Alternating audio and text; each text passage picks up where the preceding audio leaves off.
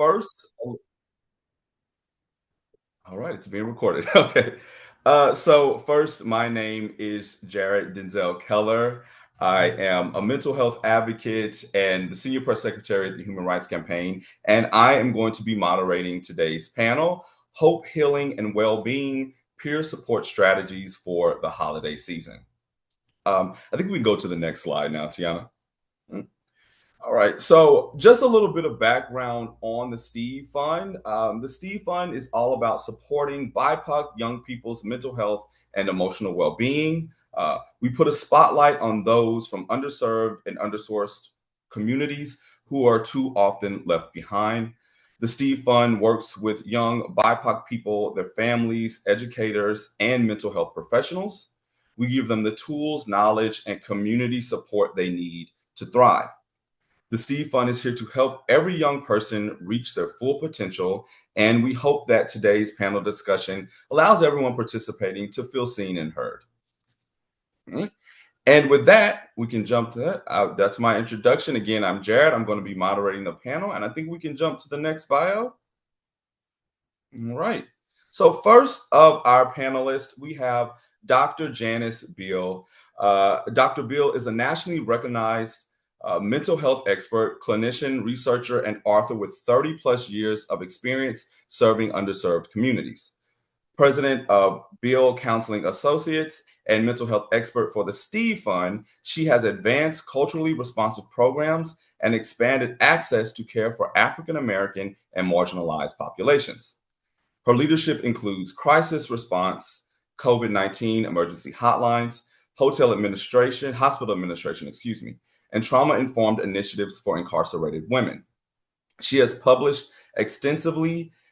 She has been published extensively, created therapeutic works, and serves as an expert witness in forensic cases. Dr. Beal is dedicated to making mental health care accessible, affirming, and transformative. So, everyone, please welcome Dr. Beal to our panel. Next is Clementina Jose. Clementina is an educator and mental health advocate dedicated to uplifting underserved communities. She serves as project manager, leading initiatives that help students with disabilities succeed academically and professionally. Her work focuses on building systems of care that go beyond accommodations, offering holistic support for students. She is a doctoral student in educational leadership and policy, and she is also a sought after speaker, writer, and consultant in social emotional learning and equity in K through 12 education. Please welcome Clementina to the panel. And then last but certainly not least, we have Lipika Davara. Lipika is a psychology major and a music minor at the University of Texas at Dallas. She is the founder of AWE, Addressing Wellness and Equity, a youth-led nonprofit expanding mental health access in stigmatized communities. Lipika serves as International Programs Regional Lead for the North Texas American Red Cross. She also represents the North Texas Division of CWA International. As a dedicated mental health ambassador, Lipika advocates that care is a necessity, fostering open conversations and community-driven change. So that is the bios on all of our panels. I hope that you will all give a warm welcome to today's panelists. Lipika, Clementina, Dr. Beal, we're so excited to have you here today. And actually now I'm going to pass it over to Dr. Beal to talk a little bit more about our Well-Being in Color program. Awesome. Well, good afternoon, everybody. And I am thoroughly excited to be here to talk about the Well-Being in Color programs, which actually started in, I'm going to give you a little bit of history and bring you up to date to where we are so we can kind of discuss what 2025 looks like. Well-Being in Color first came into existence in 2021, by March of 2021. And that's at the end of COVID. So as everyone can go back and recall, at the end of COVID, people had difficulty throughout COVID because mental health was one of the things that came to the forefront. And so we were right on time to be able to address what people were experiencing because during COVID, everybody experienced something. So Well-Being in Color started around March of 2021. And during that time, we initially were online, such as what we are today. And we I live in Houston, Texas, and our first group that we actually, a pilot group was in New York City. And in New York, we had students at different locations and they came online and we discussed what does it mean to be well and being colored. So we kind of like playing with the words a little bit. And we wanted to talk about what they experienced and talk about mental health, but not only removing the stigma of mental health and mental illness, to talk about what it meant to be mentally well. So that was the initial drive for what we were doing. In addition to that, we wanted to do something different. And so I came up with the idea of actually having peer educators and training peers to be able to talk to students, which would be their peers, about mental health and mental wellness while having a professional there with them. So it worked out exceptionally well. We trained them, the first group, and then by the time we kept going, school started the following semester, and we were actually doing in-person curriculum, the curriculum that had been developed that we went through and we kind of modeled a little bit. So it's gone through, it meaning well-being and color curriculum has gone through changes and its adaptations. But during that time when we first did it, we actually touched 2,500 students in Houston, Texas. And that included inner city schools that we were able to go to and actually do the program, train the counselors, peer counselors, I call them ahead of time. And we had a phenomenal year of working with students and what we were able to get them to do. So because we were looking at removing the stigma, it allowed for a lot of conversation. We talked about where the stigma actually began as far as people of color, because we know people of color, we don't want to talk about mental health because at some point we thought that meant that the person wasn't going to be okay. So we weren't going to talk about it. So it was almost like taboo. So once we talked about the historical perspective of where it came from, and we used a lot of interactive tools, it wasn't going to be a lecture because mind you, they're peer educators that are delivering this to their peers. As professionals or mental health professionals, we were just there to assist in the event they got stuck or they needed some extra information about a disorder when we finally got to the disorder categories and things of that nature. So it went really, really well. Because it went from virtual to in-person, I think that gave it more of a better feel to be able to see how students were responding, both male and female. And so we went to not only Houston, I was also in Dallas, Texas, we traveled to. And so throughout the year, the program has gone through some redevelopment and it has been altered to be able to work. I was online once to medical students at Meharry Medical School. So it's been around and it's gone for other different programs throughout the country for the last several years. So this year in 2025, we came back to Houston, and what you'll see next will be the results of the population of the students we had an opportunity to work with. And one of the schools that I did the very first time when talking about the program is one of the schools I went back to this year. Mind you, all those students are already in college. Most of them are either juniors or are sophomores that were participants in the very first class, or very first classes that we actually did online. But the school is called the Young Women's College Preparatory Academy. It's an all-girls school located here in Houston, Texas. And so the participants that participated with the program, I had an opportunity to actually see the new curriculum, and which is different, it's more developed, it gives different information, and it worked out extremely well. So we had 56 10th graders that participated. The program lasted for 8 weeks, which was very similar to the very first one. And the modules changed a little bit so that students would be able to have more of an interactive type, in addition to what we were doing at first, type conversation. But in addition to that, we included a workbook. And the workbook was something that they could work with as we were going through the modules and actually, but so it's more like a journal for them. And when it was called a journal, but journaling is one of the, what terms am I looking for? One of the tools that's used in counseling for people who are going through counseling sessions. So journaling, I think, is always a good thing to do. And toward the end, we'll talk about why journaling is so important. But the journal that they had actually went with the curriculum. So they were actually able to participate by doing certain worksheets. What did it talk about? Understanding mental health and the stigma which is continued. And by right, there have been some things that have been done in the mental health field that actually would cause reasons for people to not to actually trust the whole system. And so once we get past that and talk about what's been and what's correct, then helping students to understand other additional information. Brain chemistry, hormones, moods, what does that actually look like? How important that is as far as understanding mental health, coping skills, once again, the strategies, removing negative thoughts, and what do you have to do as far as self-care? Because I think this generation, which I think is so amazing, understands how important self-care is, as opposed to generations before may not have put emphasis on it. So you can't, and I always go back to that scenario that if you don't put gas in a car, then it's not going to go anywhere. So you have to understand how to take care of yourself. And so from a historical perspective, though, we do continue to discuss where the stigma originated as far as how people of color were treated many, many moons ago. So the module went exceptionally well.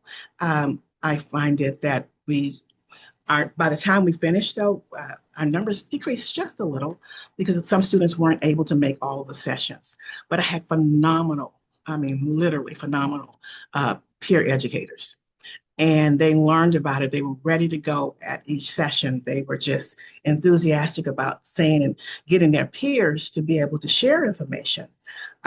Because when you look at the concept of having a peer talk to someone, whether it's high school or whether it's college, it works really, really well because it's someone that looks like them and can actually relate to them. So next slide, and we'll talk about what that outcome looks like. Okay, so if being a former college professor, the statistics are very important. 100% of the students from our end number said they were likely to incorporate wellness topics into their daily life.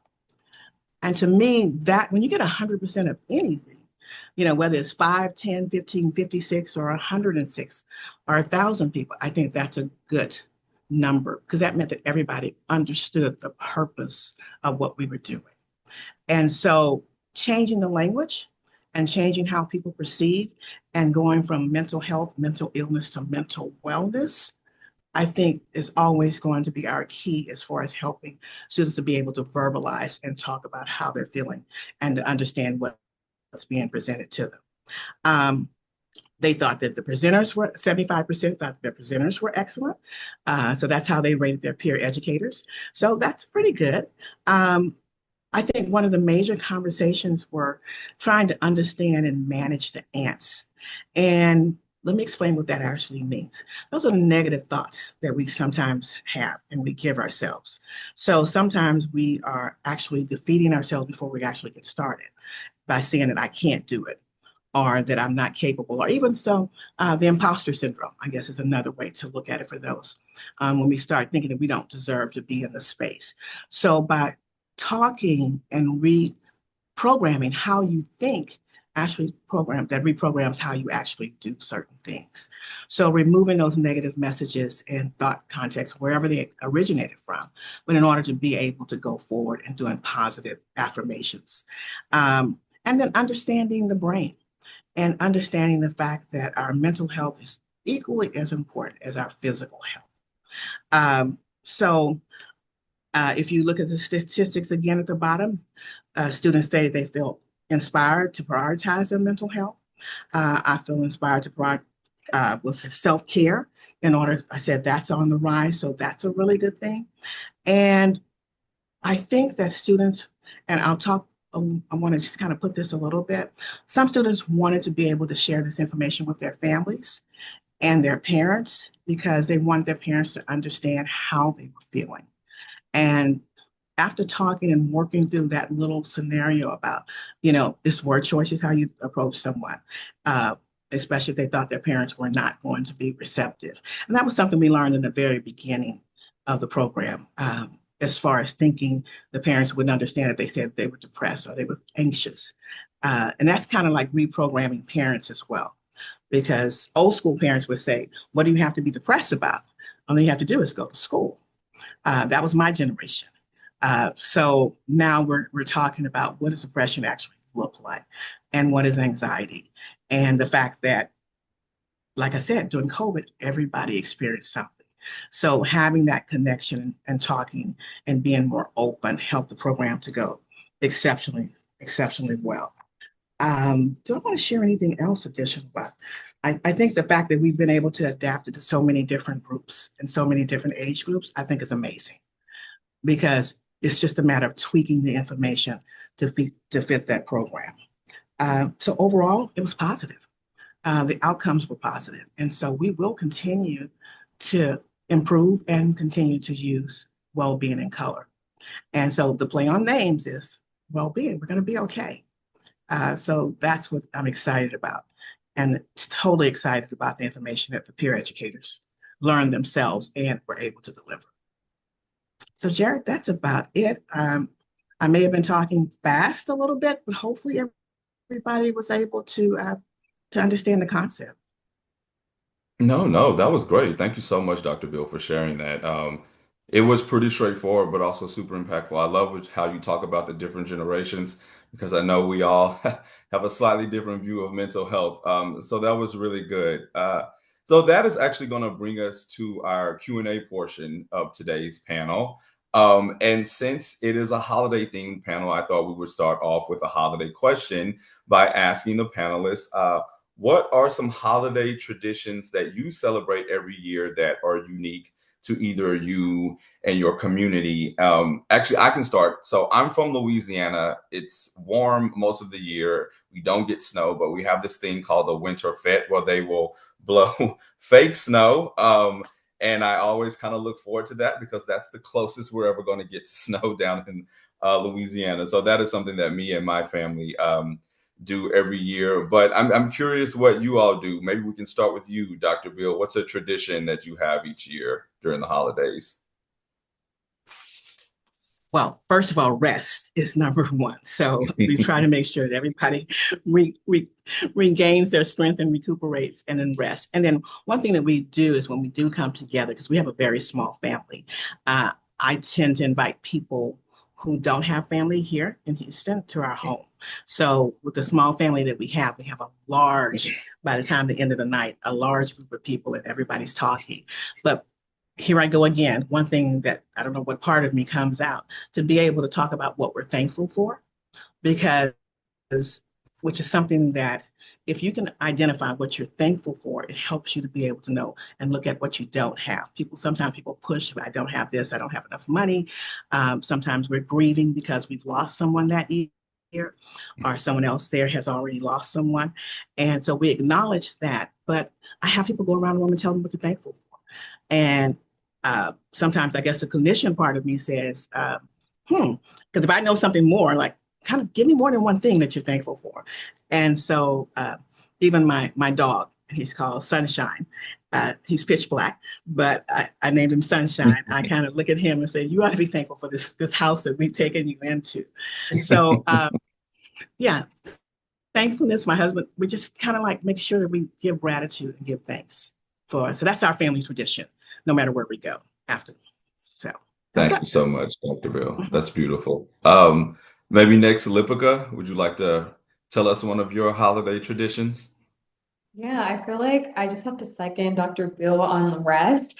And I just feel like the holiday season is for everyone to just kind of like sit down and just reflect and just kind of a moment to just rest again. But I'd say a good holiday tradition that me and my family do is that even though we don't celebrate Christmas or anything like that, we do just love the atmosphere is always so positive. So we always try to like go see the lights at night because the decorations are so beautiful. So we'll just go on a drive and just look at the lights and it'll just be our thing. But yeah.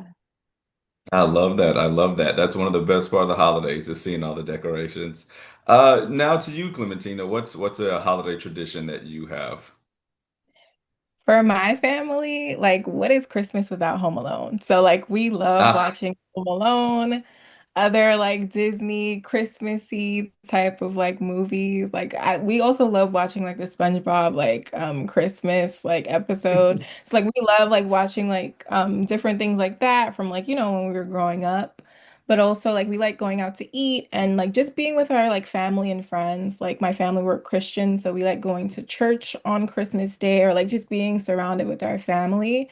So that's really helpful because I do believe in self-care, but I also know sometimes like community care is like really Mm. like helpful for mental health as well. Right, right, right. Community is so important, especially if you don't live near your family. It's very important. Um, Actually, Clementina, we're gonna stay with you for this first question. The holiday season can be especially difficult for those in underserved communities where financial pressures and the expectation of gift giving may weigh heavily. For some BIPOC youth who may feel like they don't have much to offer financially or by way of giving gifts, how can they still find joy and take care of their mental health during this time when they may be struggling with that? So I feel like the first key is limiting comparison on social Mm. media. I Yes. feel like as a young person myself, it's so easy, and I had to catch myself recently, like, okay, chill with Mhm. your screen time. Because it's so easy to like scroll on like Instagram, TikTok, all these different platforms and see like what other people have. Going back to like what Dr. Beal was saying, like I also have a relatively small family that's like based in the US. Most of my other family, like they're all across the world. So sometimes like scrolling on social media, like you see all these big families, you see certain people who may have things that you don't have. So that can make you feel like what you have is not enough or it doesn't compare to someone else. But I feel like the first key is like gratitude, number one, like thinking more about like what you're grateful for, like what do you actually have, like what's within, Mm. your reach. And that's been especially helpful for me. I think also another thing too is like becoming the new adults. Like I'm getting like I'm 24 now, going, closer to my 30s each and every day. Like I'm the new adult. Me and my friends we're new adults. So I think it's also about like redefining like traditions, because traditions that were like normal or accessible back then or made sense back then may not make sense for us now as we're getting older. And also, if you may not have as many resources, you may not be able to live out those traditions as you expected to. So I think redefining like what's actually important to you, like less about what was important to your community, your family, your friends of before, but like what's actually important to you as an individual person, I think is really important. And then like redefining like what giving really means. Like to you is that like, or let me use myself as an example. Like I love acts of service, and you don't have to like give me a million roses or do all these extravagant things, but I don't know, like if you get me like like my friend got me like a face mask recently and I'm like, "Oh, you thought about me." Like it's something small that she did, but it's like redefining like what we think giving really means. Like it can be acts of service, it could be kindness, like it could just be like spending time with your friends, and also not putting such a big price tag on things. The last thing I'll say is like another example, like for Secret Santa with me and my friends, the budget is $30. We're not going to say like everyone has to do like something big and extravagant of like $100 when some of us may not have it at this point. But we're going to do that. We're going to have that $30 budget set in stone, and then we're going to come together, we're going to get a pizza for like 20 something dollars, and we're going to split it. So I think it's just once again going back to what I initially started with, like redefining what's important to you as a new adult, or if you're not an adult yet, as a young person, you may not have all the money, all the resources, but like, okay, what's within your reach? What do you have currently? What can you be grateful for? Ensuring that you're aligning with people who have similar values to you, and also people who actually do understand the circumstance that you're living in. And then, yeah, just making do with what you have, but not making do with what you have in like a sad or sappy way, because what you have is great too. So yeah, just Mm. enjoying what you have. And I'll just end off there. No, no, listen, that was great. I think one of the most important things about the holiday is just being grateful in general, even if you don't have much. It's about the spirit of the holiday. So that was great, Clementina. Thank you. My next question is actually for Dr. Bill. So, is there a moment from working with BIPOC families during the holiday season that really stuck with you, where you maybe saw them come together and begin to talk about mental health as a family unit? Yes. I say my private practice component. I think that I think the one that really, really made a difference is a family that was actually having difficulty communicating, and something had been miscommunicated by one of the family members. So everybody had their own thoughts about who their mom and dad favored the most. And it had become such an issue that the siblings were not even talking to each other. And one was coming home from college, and she had voiced that she really did not want to come because she didn't want to be a part of what was happening and the family not really getting along. And she had suffered some challenges while she was in school. And so having the family to understand what it felt like for her, knowing that she was having difficulty at school, now she was coming home, expecting that there was going to be difficulty being able to communicate with her own family because everybody was still at each other. So I did a group session. And so having everybody come, and it's one thing about, and I do an analogy where I say that if there's a car accident and there are all five of us looking at the car accident, we're all going to report what was different and how we saw that accident. No one gives the exact same scenario of what they saw. And the same thing can happen when you're a part of a family and you're perceiving someone saying something that it may not be the same how I interpret it and how you would interpret it or how someone else would interpret it. So therefore, having them to be able to look and understand each person's differences and talk about mental health. Because some of her siblings didn't believe that mental health existed, that she was just getting attention because she was always the one who wanted more attention in the family. So there were different dynamics that were continuously going on, but luckily, and I guess, and that's a good term to use, we were able to come to where everybody actually understood and not just say it was just the way she always responds and always acts. When we actually talked about the diagnosis and talked about what that meant and talked about what she actually needed.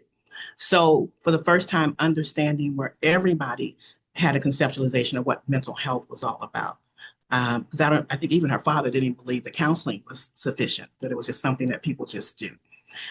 So we have a lot of stigmas to kind of pull down and try to erase based on what people have thought of what they experienced or even the conceptualization of knowing someone on medication once and it didn't work. So all those negative things I think that are out there talking about it. So that really brought the family together. So, you know, the holiday went well.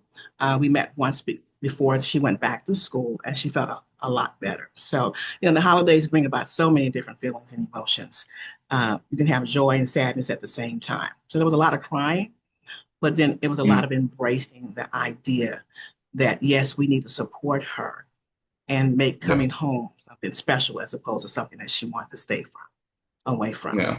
So that was my best, I think, right before I took the break, Christmas, coming together, being able to share and actually understanding what mental wellness would look like by supporting someone. Yeah. That's amazing. Would you say that BIPOC families have a heightened resistance towards mental health or the conversations around mental health? Now, mind you, I've been practicing for 30 years. That's probably older than a lot of people that may be watching or viewing what. So yes, but it's because of the history of things that have happened in this medical and healthcare industry that have gone before us to where we are today. So things where we've been misused within the healthcare system, and everybody knows about the Tuskegee studies and all the other things. So having that to remove that stigma, because once it's removed, and I don't want to say that COVID was a good thing, but COVID was probably the best teacher for everyone. I keep going back to that because during COVID, people started to acknowledge it. Everybody felt something, you know, whether they were anxious, the children stopped going to schools. So at that particular time, it kind of gave mental health a push to come to the forefront because everybody wanted to feel okay emotionally and mentally. They wanted to get back to the space that they were prior to COVID. So understanding that this is real.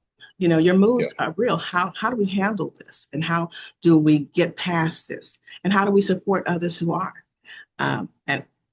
If I have a half second, I could share something very personal, is that in my own family, mental health was something that we didn't talk about. And Mhm. I often tell the story where I had a cousin who suffered from schizophrenia, and everybody had lots of physicians in our family, but nobody called it what it was. So as a child growing up, I just knew he had these things that they were saying that he didn't take his medicine. And that's all I ever heard. So I said, medicine for what? Nobody would give me a response.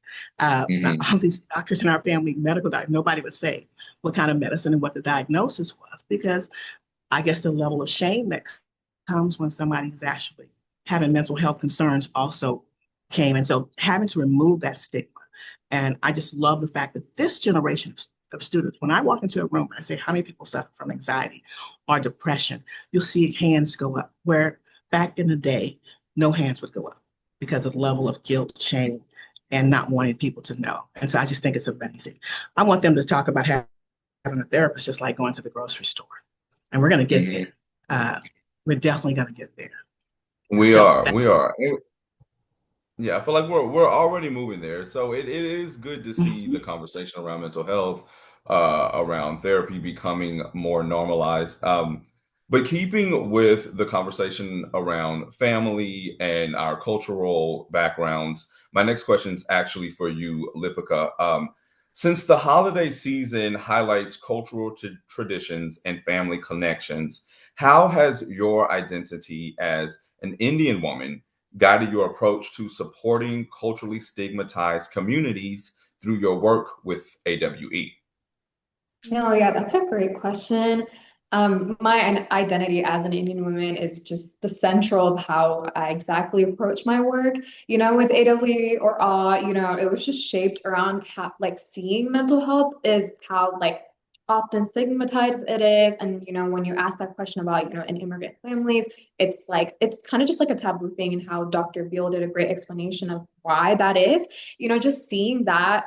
Um, Also being stigmatized in the brown or South Asian communities, just kind of keeping private, just hush hush, minimize talk, or not even talking about it, or not taking it seriously when it actually does show up physically. So that's just, it's in my work. And that's why, for the past 3 years, I've led an intergenerational mental health awareness workshop series, specifically for the brown and South Asian community. So we brought parents, we brought youth, we brought children together in interactive stations. So, like, fidget toy making origami for anxiety.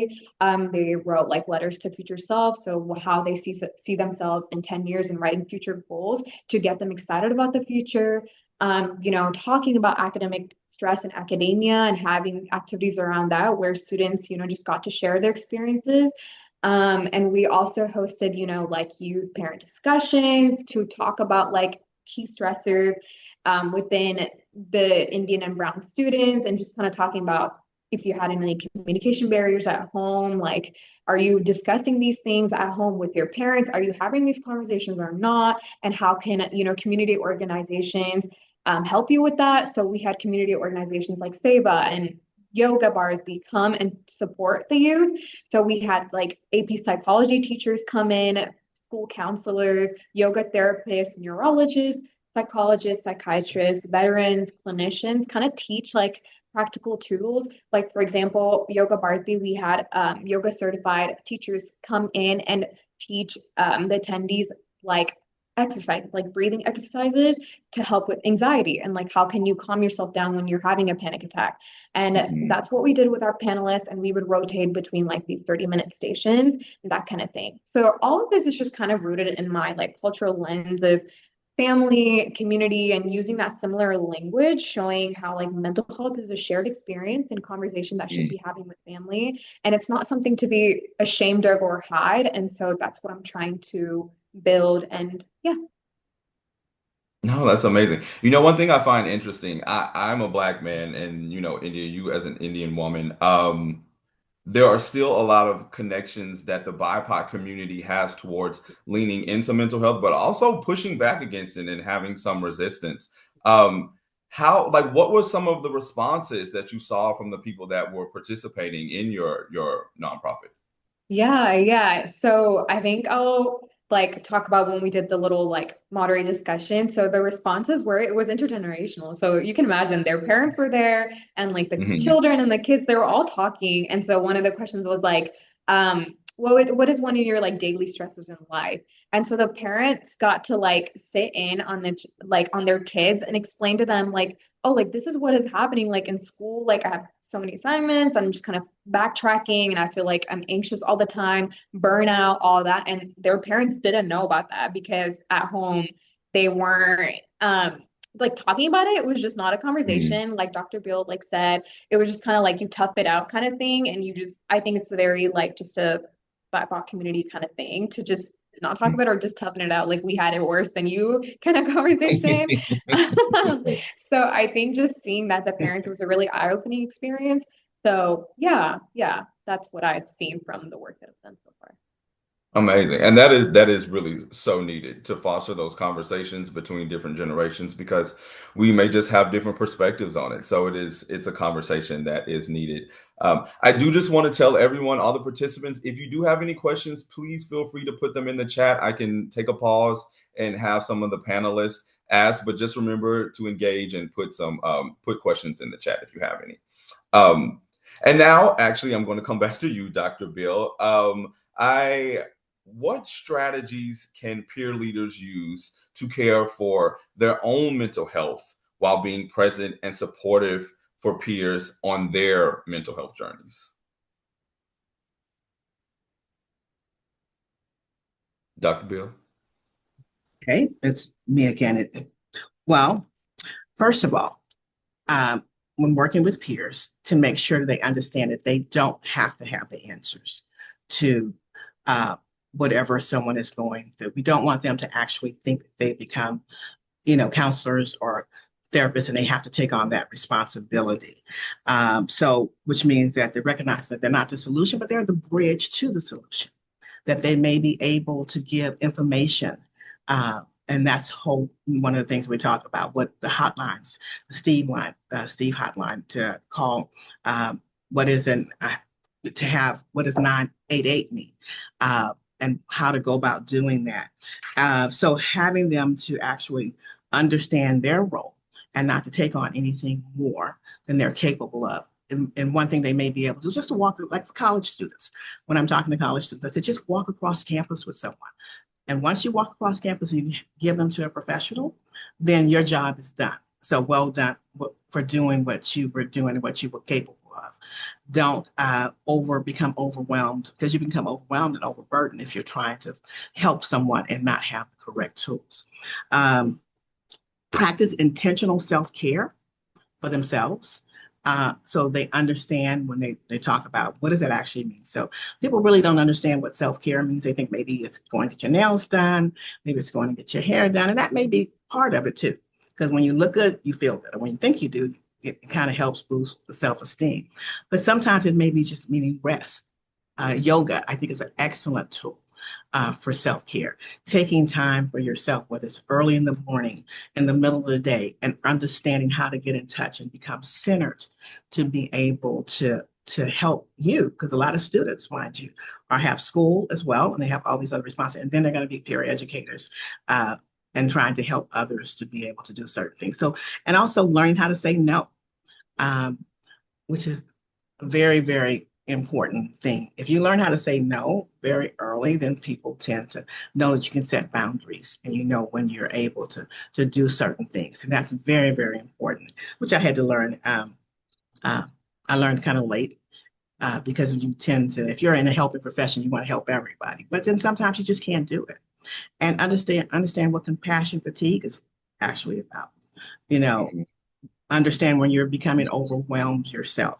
So during the holidays, take time to refresh, rejuvenate, uh, do what's relaxing, exercise, journaling, just getting into you, spending time with your family. If it's a tradition that does not make you happy, then suggest a new tradition so that you can actually enjoy the holidays. And sometimes, and here's what I really do is give back to others. Sometimes on Thanksgiving morning, not sometimes, I've always on Thanksgiving morning gotten up and did something for the homeless or people who are senior citizens with different programs. So giving back may give you joy as well. So find something that's not stressful, that allows you to relax and take care of you. I think that was a question that you, if I remembering correctly. I kind of went on a couple of Yeah. different things. No, yeah. Self-care, because I'm really, can you tell I'm really big, you guys, on self-care now? That is the number one. If you learn it early, you'll be able to practice your entire life. So, No, thank you. Thank you. All good. Listen, you were dropping gems left and right, so I'm happy to listen. Um, Keeping within the theme of talking about peer support, actually, Clementina, I'm going to come to you. Can you talk about a time when youth leadership or peer support made a difference in your life or someone else's? For sure. I'm gonna take it back, not too far back. But like probably like three years ago when I was getting my master's degree in social work. I was doing a clinical internship in a school, and I was tasked with working with a group of Black boys who were struggling with their mental health. Mhm. And specifically, the idea was to help them to build self-confidence because there were a myriad of issues that they were dealing with, but self-confidence was a huge piece. So I proposed an idea to essentially like focus the group on, of course, self-confidence, but also bringing in an interest that they all had, which was basketball. So I created something called Talk It Out Basketball. So it was chaotic a little bit, but it was very, very fun for the students. And the end goal was actually accomplished because I'll never forget one of the teachers came up to me like after the 8-week program was over, and she was like, "Oh, Clementina, like one of the boys actually came up to me like when he was struggling with something in class because a lot of them would shrink themselves, a lot of them would wait until things were going really, really bad before they actually spoke up. Just a lot of them were just dealing with so many internal issues that they never shared either with a teacher or even a peer. And I even noticed as well, like a lot of their relationships with one another started to improve. So I think, or actually, I should say, I know that it was effective in many ways. Of course, they had fun playing basketball. I struggled to with layups and all these different things. So I was trying to figure out how to support them.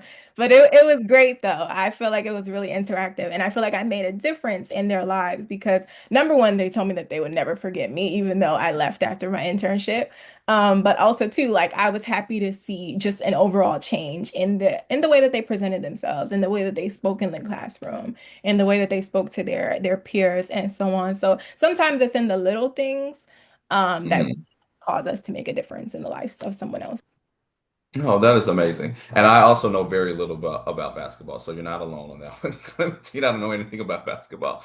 But that's actually kind of interesting that you say that. Obviously, you made an impact in those young men's life, but what kind of impact did that have on you facilitating these conversations? Honestly, I felt really good. Like, okay, and of course it probably sounds super cliche, like, oh, of course you feel good. But no, it was beautiful because the way we started was not at all how we ended. When we started, like nobody was talking. Nobody really, to be honest, the basketball thing, it didn't click to my head until like the second session because the first session, nobody wanted to create group norms, like nobody really wanted to engage. And I was like, I need to get something going. So that's when I was like, okay, second session, we're taking off and we're gonna bring this basketball component in. And I saw a very, very big difference in their presentation overall. But I will just say for me, I felt like I was really walking in my purpose. Like I know that this is my purpose, like supporting students, young children's mental health and wellness, that is my purpose. So that was definitely a moment for me where it confirmed that. Because I'm like, okay, this is like I love seeing like young children, especially Black children, like I love supporting like so many different students, but I was working in an underserved community, specifically in Brooklyn, a charter school to be even more specific. So to be able to support them, and know that like, okay, like with the work that I'm doing, it's gonna help them not just here in middle school, but it's gonna help them like years ahead. Like that was very fulfilling for me. Yeah, that's amazing. I can only imagine. That's very needed giving back like that. Actually, we have a question in the chat from Caitlin Sumner. Can you provide some tips on navigating the negative stigma around mental health and facilitating these very important conversations? Um, Everyone can feel free to answer, but maybe Dr. Bill, we can kick this one over to you. okay. Um, Thanks, Caitlin. I think that's an excellent question. I want to tell Clementine, I want to tell her how great that sounds basketball. See, I never would have thought of that, but we did think about going to the beauty salons and actually talking and having talks in the beauty Oh, salon and the I love barbershops. that. One of the universities had done the barbershop. And I said, wow, that sounds like a great idea. So that means when you're trying to change the mindset, and maybe this will lead into the answer to the question, when you're trying to change the mindset, you have to go to where people are. And once you're there in their space of something they enjoy doing, the conversations are open and the conversations are very easy to do. And so trying to change someone who has a, for the lack of better terms, not so good impression of what mental health is all about, uh, may require more than one conversation in trying to answer the Caitlin's question may require more than one conversation, but information about what mental health is and what mental wellness is. And when you combine the two to say that one cannot exist without the other, in order for us to be healthy and well human beings that centered and the best that we can be, our mind is so important as far as the organs that we have within our body. So we can't do anything unless we are there in a good space. And so a lot of times without giving people like an abundance of what the disorders are, abundance of what it means to be well and to be able to talk and verbalize about feelings. So don't ever give up if you're trying to introduce mental wellness. This is to the question. Don't ever give up when people don't accept it, but talk about mental health practices. What does it feel like to journal? Have you ever journaled? Have you ever done gratitude? Or have you ever woke up in the morning, been thankful? And so therefore you're putting different things together. So if we practice mental wellness and if we meditate and if we actually run, where we have exercise, where the and endorphins are giving off, all those things are positive things. And then mental health has such a large gamut, from mental illness to something that people may not understand to for ADHD, attention deficit disorder, or from the other end of the spectrum. So letting people know that it's a large spectrum. So don't just think that it's just one group of people or one type of behavior that they may see. So the conversation requires just talking about it, um, allowing them to understand how the holidays can actually bring on certain things, feelings of depression, uh, and anxiety because of the fact that someone may not be with us and grieving, and how if it's not talked about or we don't talk about this with somebody else, it could cause us to not feel good. And what does that look like and develop into what may be clinical depression? Because clinical depression is different from just regular depression. I tell people all the time. My number one joke is I get depressed every time I see my paycheck.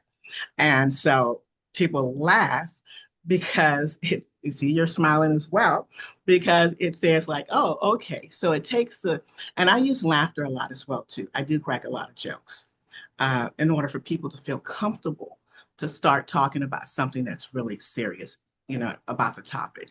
So the same endorphins I say that you give off, many endorphins that are happy. So therefore smiling helps us to feel better about ourselves. So bringing the joy into the holiday season is really important, but understanding when there's a change. Thank So you, Dr. Bill. And also thank you so much, Caitlin, for your question. We actually have a few more questions, but I'm gonna ask one and then maybe circle back to some of the other ones in a second.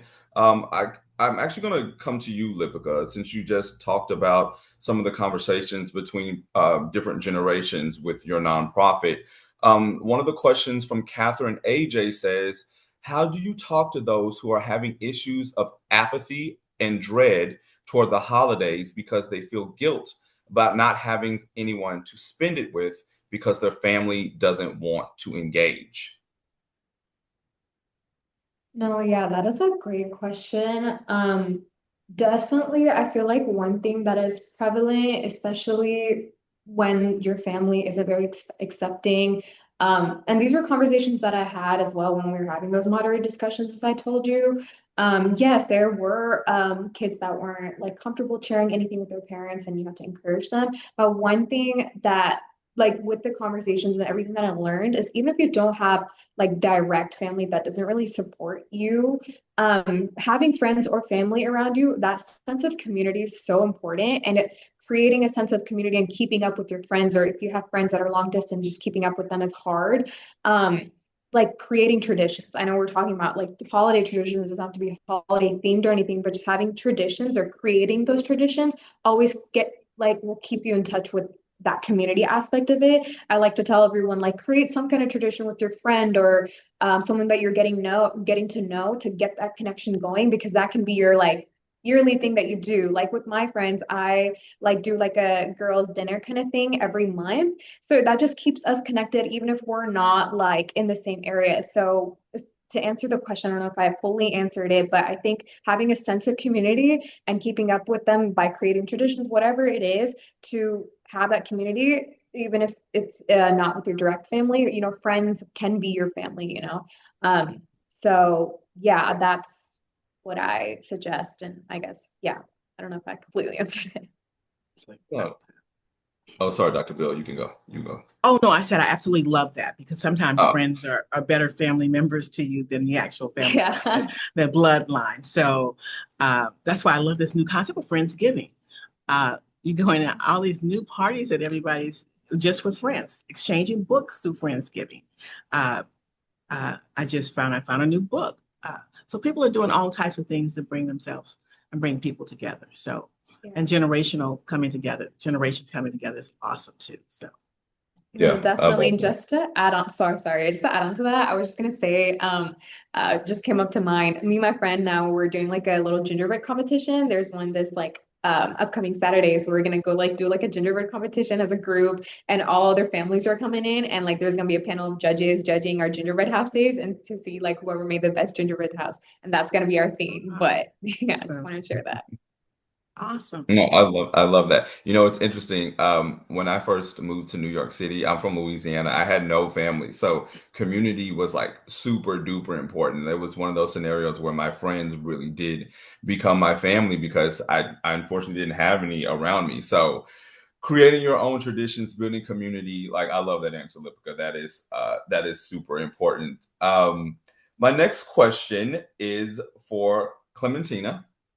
So, since you are working on your doctorate in educational leadership and policy, what are some practical tools educators or youth workers can implement to make sure BIPOC youth who might be struggling with their mental health feel seen, heard, and supported during the holiday season? To start off, I would say, like in terms of a practical tool. So when I was working a lot in the K through 12, like K through 12 classroom specifically, I would always recommend to teachers, youth workers, and so on to check out. There's a resource, it's called, or a website, I should say, it's called Teachers Pay Teachers.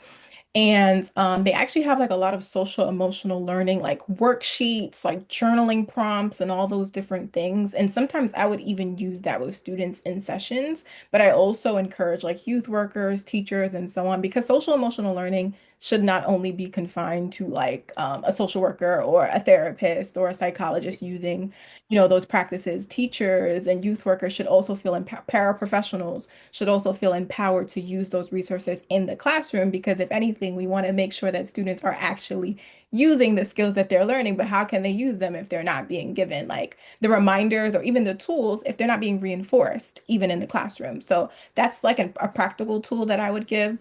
I would also say, and I did this a lot when I was working with kindergartners. So instead of us doing like Christmas parties, we used to do just like a snowflake party or like a holiday party, like for our young ones.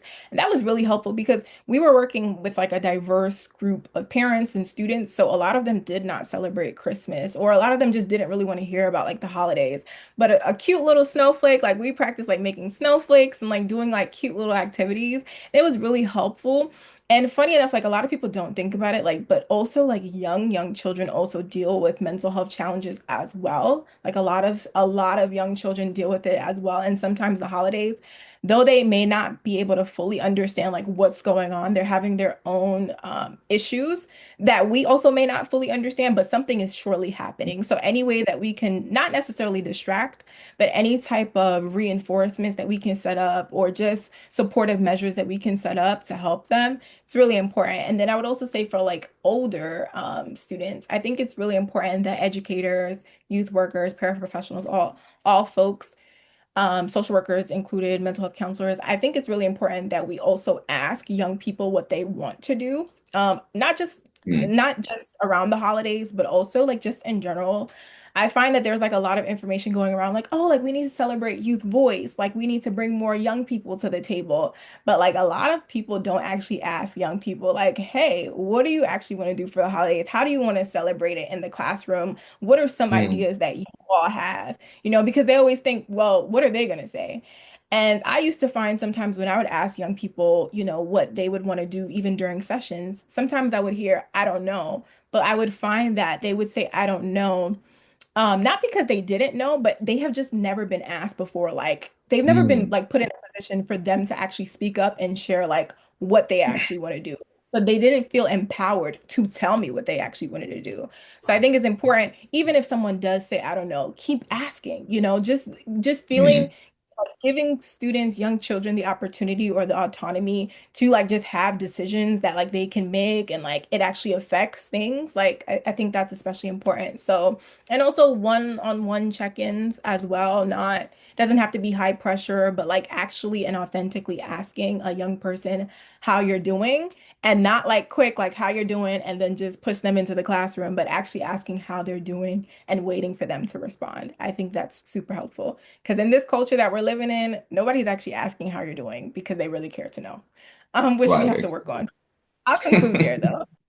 No, that was great. And listen, we do get those high and by. How are you doing? I'm good. I'm going on about my business. I understand that. I really like the piece you said about the young kids feeling empowered to even say what they want. Is that something that you see often with young kids in terms of their mental health, not being able to fully articulate what they even want or what they're hoping for?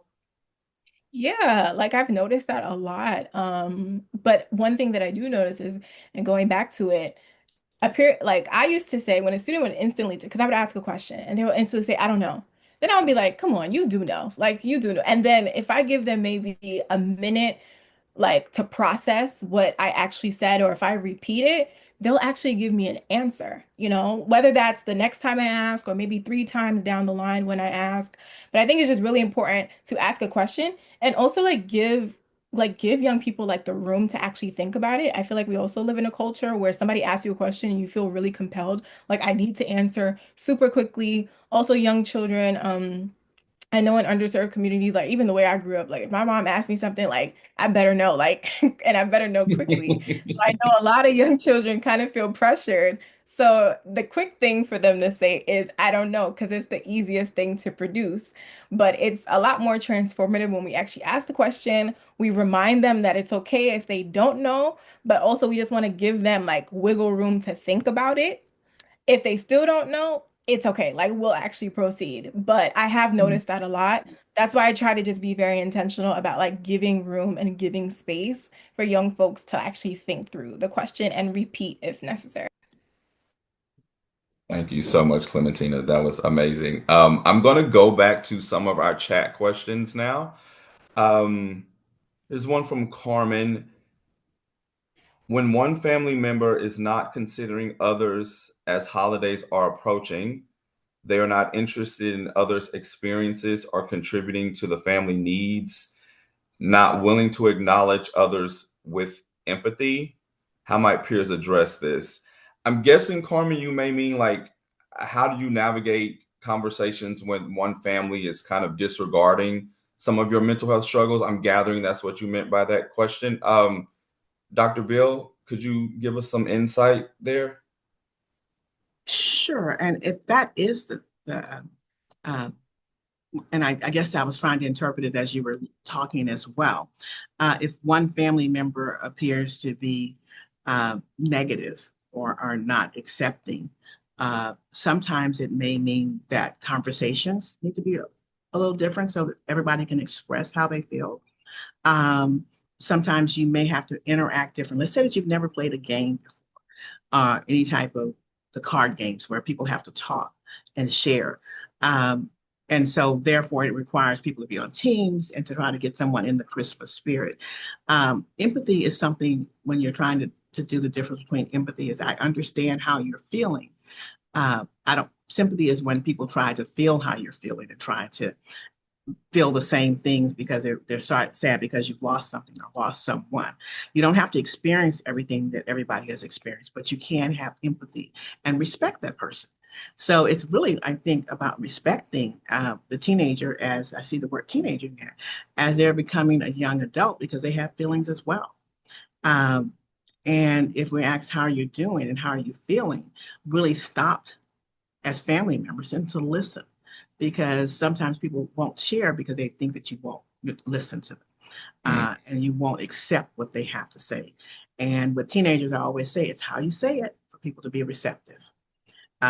So you can't just say, Mom, I think that you don't do this, and or Dad, I think you do, or my sibling, I don't think. So it's how you say it. It makes me feel a certain way when you approach me like this.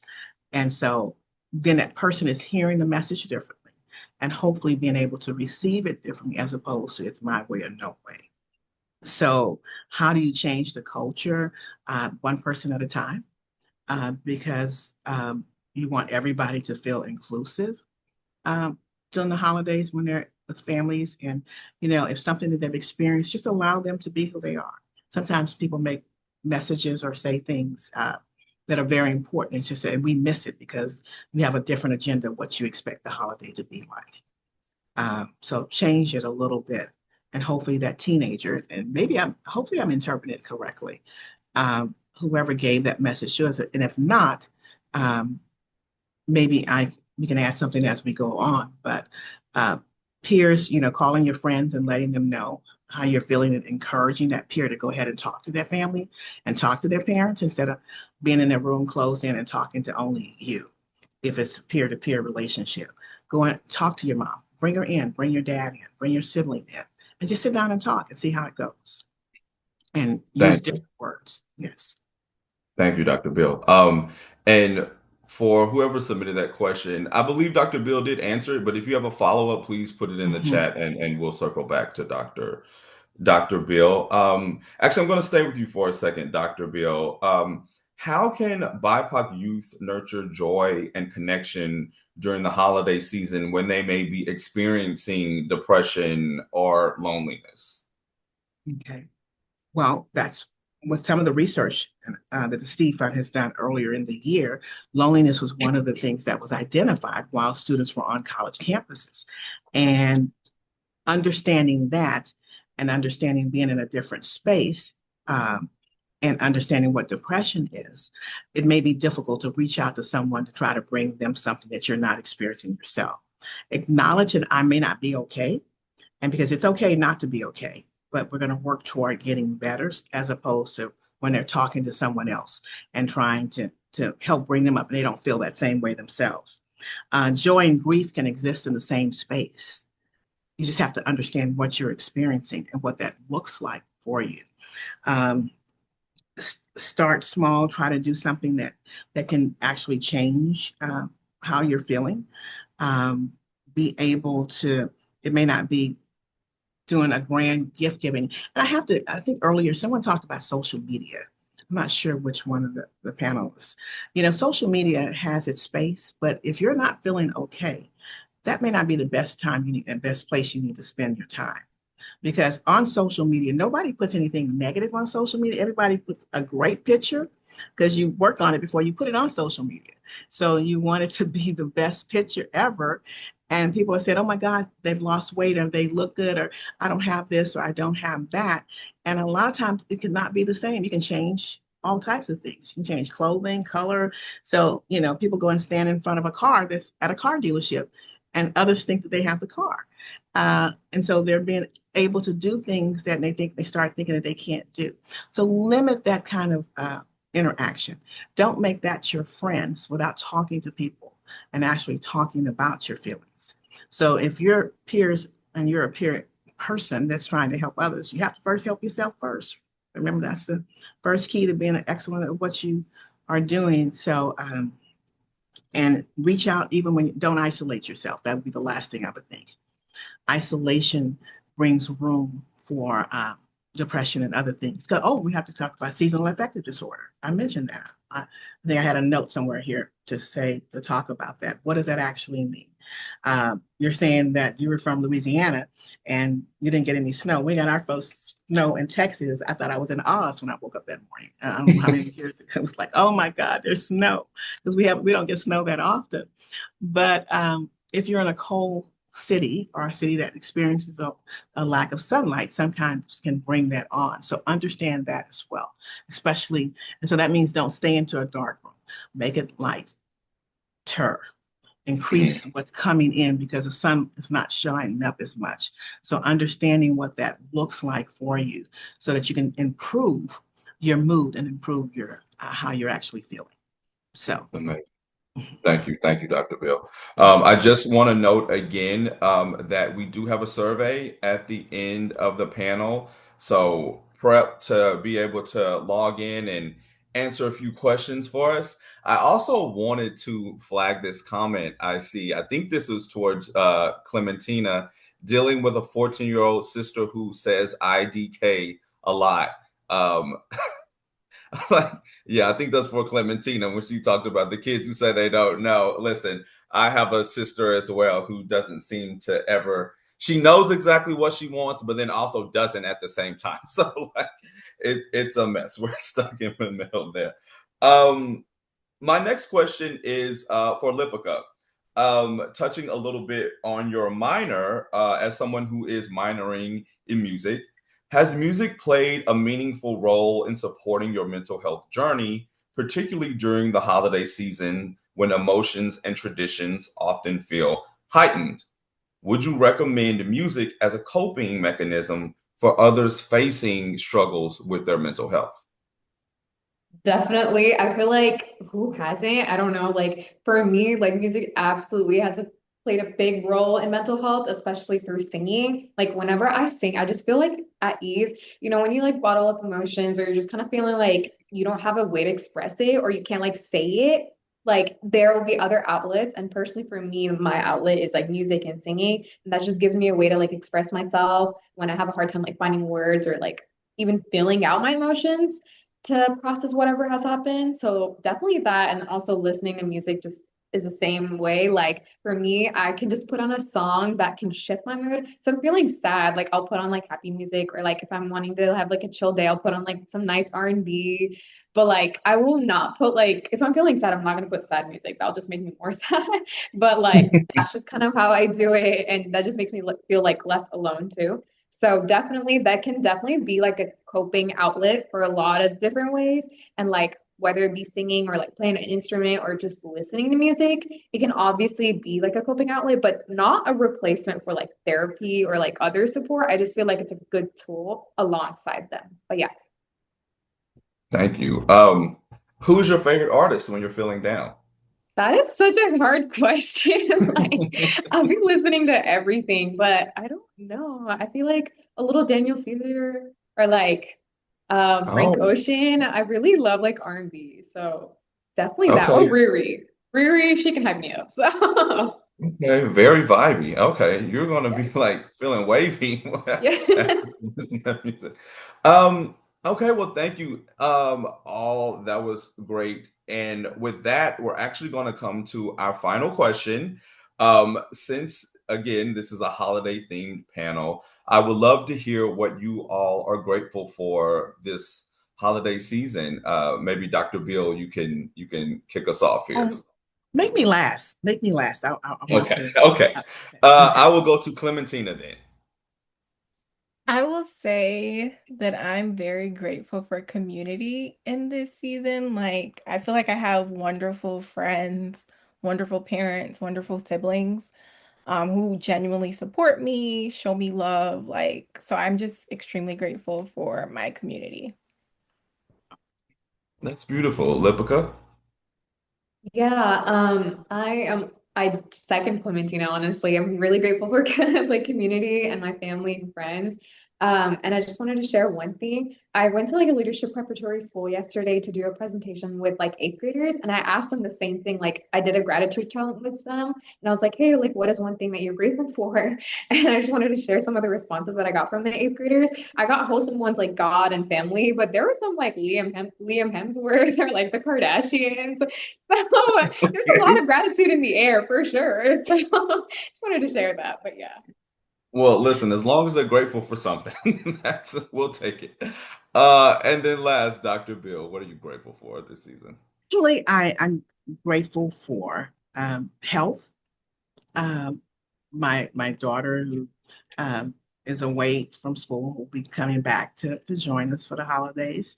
My husband, family, being from a small family, is just grateful for having friends who are like family members. Um, so gratitude is something I wake up every morning. It's something that you can always complain about, but it's something you can always be grateful for. And so one thing about practicing what I preach. So so I'm grateful for pretty much everything. I may not have $1 million in the bank, but it may feel like $1 million when you have the right people around you. So That's that amazing. really works for me. That's beautiful. Thank you so much, Dr. Bill. And it looked like at first we may have been having some issues with the survey link, but it seems it to be working now. So if you all have some time, please remember to fill out that survey link. Yes, it's working now. So please fill out that survey link. If you do have any last minute questions, please feel free to put them in the chat now to make sure that we give the panelists some time to answer before we wrap. But I actually wanted to pose a question to all of the participants. What is one activity you're inspired to carry with you into the holiday season? So put it in the chat. Let us know what you're thinking. And again, if you do have any additional questions for any of our panelists, please feel free to put them in the chat. Oh, actually, we do. We have a few more here. Dr. Bill, one is a question for you. Can Dr. Bill elaborate on the joy and grief dynamic? I would like to share this with the parent of the teenager. She is having trouble understanding and connecting to a family member who has behavioral issues and does not know how to address it. So, can you address the joy and grief dynamic that you touched on a little bit earlier? Okay, so if she's having difficulty with a student or her family member, and not understanding the behaviors, because sometimes the behaviors are a little bit different, uh, and may be exasperated by what they're experiencing at school or what they're experiencing with their peers. So a lot of times people think that they're intentional about doing what they're doing, but a lot of times, depending on the age, they're really not, because they don't understand how to just channel these emotions and how to challenge the behavior. So they may be oppositional when in actuality they may be asking for help. So how do you do joy? Because you're celebrating the holidays, but yet maybe you've had difficulty with them the entire year. So you're trying to figure out, how am I going to do this and be happy just for that one day? Go to them, talk to them, ask them, what seems to, for this time, I'll give you the gift of me listening and not saying anything at all. Okay. And if you can give me the gift of telling me how you feel and what's going on, then maybe we can come to, so that I'm creating joy and sadness because you're feeling a certain type of way, but creating it where it exists so that people can come to an even ground. One thing I always remember, my daughter would always say, "Mom, this is not a teachable moment." And so I would look at her and start laughing, because everything I would try to do, I would try to do a teaching where I was constantly trying to imply knowledge, but she remembers everything. So that's a good thing. But I had to learn not to make everything to where it was about me, making sure that she did what I wanted her to do or expected from her. And so once I started doing that and watching as they grow into adulthood, then you kind of understand them a little bit better. That's just a personal note. I know it's hard though sometimes. Adolescence is hard, period. It's a hard time, period. It's hard because this generation has so many things that other generations didn't have, as far as access to the internet, information that's coming through, people who are pretending to be people that they're not, people who are somehow getting into the dark side. So understand what your teen is doing, who they're talking to, and who they're spending a lot of time with. It'll help you have a better understanding of what's possibly they're thinking, even if they're not sharing that information with you. So hopefully that helps that parent. And if not, please send me some additional questions, because it'll help me to understand the total picture of what they may be dealing with. Thank you, Dr. Bill. We're going to take another question. I'm actually going to pose this one to you, Clementina and Lipica, since you both talked a little bit about interacting with children. Do you have any tips to help parents connect with children during the holiday season? Clementina, maybe you'd like to go first. For sure. So going a little bit back to one of the resources that I shared, Teachers Pay Teachers, I know that I originally mentioned that it's for like educators, social workers, mental health professionals can use it, but it's also available to parents as well. And I actually like recommend, like, especially when I was working like with kindergartners, elementary, middle school students, I would always recommend parents to actually look into the resources on there, because you can actually find a lot of worksheets that are social emotional learning focused, worksheets that focused on emotional regulation, and other topics as well. So I would definitely recommend resources like that to a lot of parents. There are also, even when I would be working with students and doing sessions, I would use like a lot of play therapy games, but like there are a lot of social emotional learning games that you can also find on Amazon and so on, that you can play with like your family, play with children as well, to kind of help them understand a lot of these topics. So I would highly recommend those things to really engage young children. So the worksheets that you can find on Teachers Pay Teachers, and engaging with young children using social emotional learning games, which can be found on Amazon and other platforms. Thank you, Clementina. And actually, we have another question, Lipica. I'm going to pass this one to you. Do you have any tips for parents who are working a lot during the holidays? I suppose the question is like maybe how to navigate their mental health as they're having to work a lot. And maybe even we touched on this a little bit earlier about not always having the funds to buy gifts. Like, what are some tips for parents during the holidays? Yeah, I think, I mean, that's a loaded question, I feel like, but for like parents who are working a lot, and just I think the main thing, everyone, it's obvious, but like having that like work-life balance, those boundaries, like saying, knowing what to say yes to and knowing what to say no to is very important. I feel like that's just not even like, I feel like we all kind of struggle with that, but I think just saying, when you know yourself, like you know yourself better than anyone else. So just knowing yourself and your limits, and just saying no to things so that you have that time to rest. And especially when you're working a lot, trying to find that time where you can take a little time off, so then you can support others and like show up, is so important. And I know during this panel, we talked a lot about like self-care. So that is a form of self-care, by saying no to things that you know you can't just show up to properly. So I'd say definitely that, but it's definitely hard as well when you know your schedule's tight. So yeah, just finding that right balance. Yes, yes. Life is all about finding that work-life balance. Thank you so much, Lipica. I'm sorry, Dr. Bill, were you about to say something? Uh, I think one thing too is I hear a lot of people saying their parents have to work, so they were always working.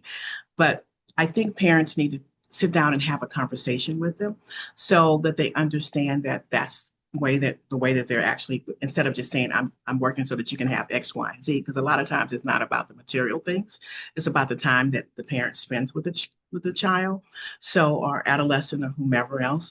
So sometimes even if the parent is exhausted when they're coming, to make that the special time that they can carve out before they go to sleep and they have to go back for another shift, doing something special, whether it's drinking cocoa, um, or marshmallows, or something that's simple that they can do together, so they know that that's special. And it still tells them that you're important to me, just as important as it is to bring financial things into the house, because some parents have to work more than one job, Hmm. and still unfortunately may not be, especially with our economy, not be able to provide the financial things. They do that in order just to keep the lights on. But when you're a young child and you want that parent, you really don't quite connect that and understand that. And so I think the conversation, or just having something special, especially if you have more than one child, and I know it's difficult, but making family important and doing something special, like the gingerbread houses. Those are hopefully not, that's a great idea to put together. So we're creating memories now because memories make traditions. So when people are recalling what they did during the holidays, if you haven't done it before, like I said, cocoa, marshmallows are roasting on the that's an inexpensive way to spend time together and still have fun uh, as a family. So it's not always about buying the right tennis shoes or the right whatever kids think that they need because they really don't want it a lot of times. They just want the parent. And I know it's a lot of pressure on parents to try to be both, but it does creating new memories are always so important. Yes, most definitely, definitely. We're nearing time, so I think we're going to pause with the questions there, but I did want to read off some of the activities that people are excited to try out during the holiday season. So let's see. Carrington is excited to bake cookies. I Mhm. love cookies. I just made some sugar cookies last night. Kathy's also going to make cookies with family members. That may be a new tradition that you're trying out there, Kathy. That's beautiful. Avi is excited to spend some time with family. That's nice. That's nice. Catherine, being positive and speaking life into people. Catherine, that's something you should do year round, but especially during the holiday season. That's beautiful. I love that. Let's see. Robin is honoring their ex neighbors by laying a wreath on their graves despite their distance from their resting place. That is beautiful. That's a lovely way to honor their lives, Robin. Um, Catherine is going to try to create some new traditions with friends. Um,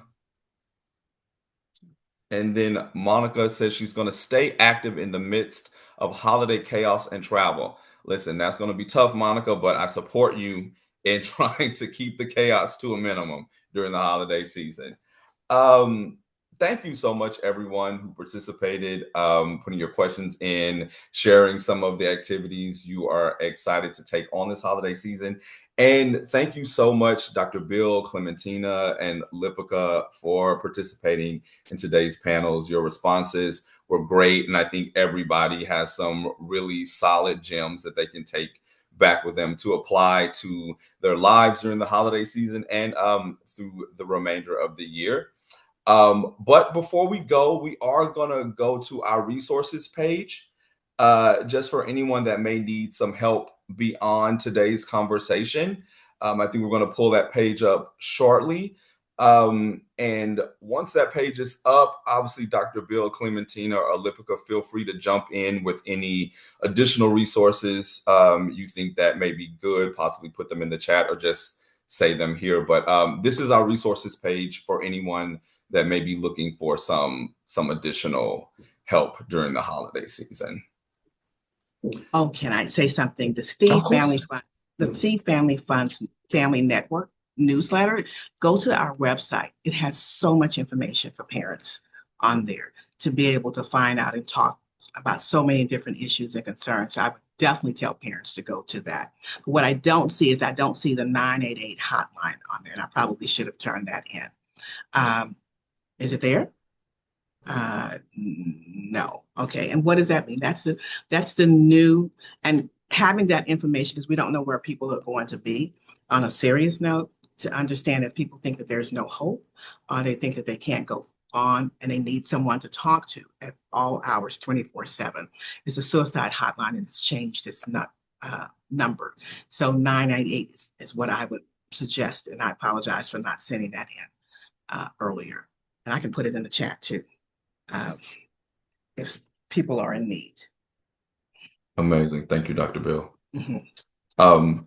And just, Clementina actually put in a link as well, Black Girls Smile, and the Black Girls Smile Therapy Scholarship as well. So feel free to click that link if you need some help. And if you are looking for a scholarship within the therapy mental health space, there's a link for that as well. Again, just before we go, since we're down to like the last 2 minutes, I just want to thank everyone that was able to join today. And again, to all of our panelists, thank you so much for participating. And there is that code that I've been referencing throughout the panel. It's a brief survey. If you could take just a few minutes and fill that out for us, we would really appreciate that. And on that note, I'm going to wish everyone a happy holiday season, and thank you all again for attending today's panel.